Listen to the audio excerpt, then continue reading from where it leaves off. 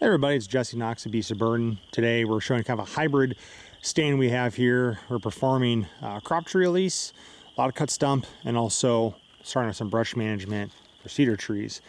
So there's a lot of things going on in this little stand. It's about 8 acre stand. It's kind of unique. It's a triangle. It starts off really narrow down here, pinches off near the end of this food plot, kind of where that timber strip's at over there, then it widens back up and offers a little bit more flexibility for habitat. But majority of the stand is this. Cedar trees, nothing to break home about. And I want to show you, I'm not a big fan of cedar tree monocultures. Look underneath here. There's really not a lot of diversity. We've opened up some stuff now, but if you look through here, you know, I'm not even sure that's even grass. I don't think that's even sedge. I'm not sure what that, some kind of grass, I guess, but not much here for browse. Very, very little. And you have to think also the perspective of a coyote or a fawn. I mean, look how open this is. Let's get this camera down here and kind of show you what we're talking about. See, there's really not a lot of cover. I mean, that's the perspective of a fawn or a fox or a coyote or a bobcat. It's just wide open for several yards. So I want you to keep that in mind when it comes to cedar trees. They're great screens. They're great privacy fences.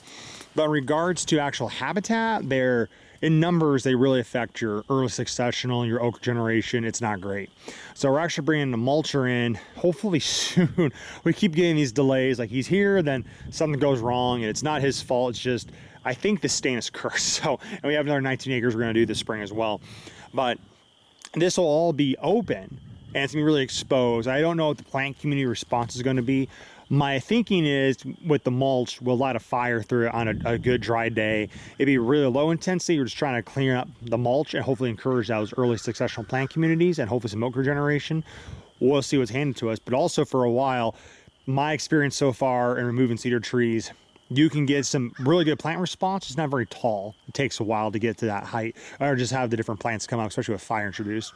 But down here, we did a lot of cut stump tree release, like these trees like the swamp white oak over there. And so most of this was all elm, some mulberry, honey locust, some other lesser quality black cherries, which by the way, in Iowa, we don't have a strong black cherry market. They've even been shipped out east. They don't bring very well. I know out back east, black cherry is super high demand, but here it's just a low quality tree, which is really too bad. It's a really beautiful tree.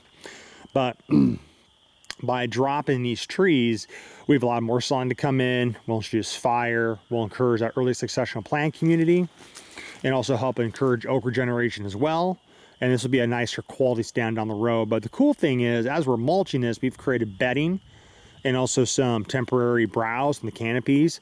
And that's gonna be good bedding for deer, as this stand over here is, let's call it healing. It's healing in the sense of the cedar trees are gonna be removed. However, it's gonna introduce way better diversity, better browse, better cover, really great breeding habitat for turkeys, better browse and fawning recruitment for deer. There's just gonna be a lot of benefits of removing these cedar trees. But as we remove the cedar trees, we've replaced and give them some temporary bedding and cover in this little stand right here. So it's a really awkward area of the farm. It's been very neglected. You know, borders our neighbor's fence. We got good relationships with our neighbors, but you know, some people might be like, oh, I don't want to do anything. I might see the deer over their side. I might do this. I don't know.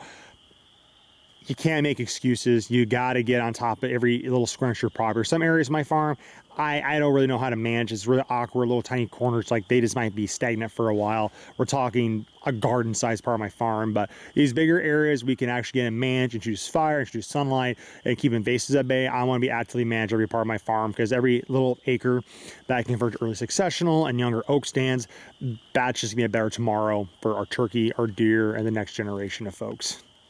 So I hope you found this interesting. Thanks again for watching another episode of the Beast of Burden podcast.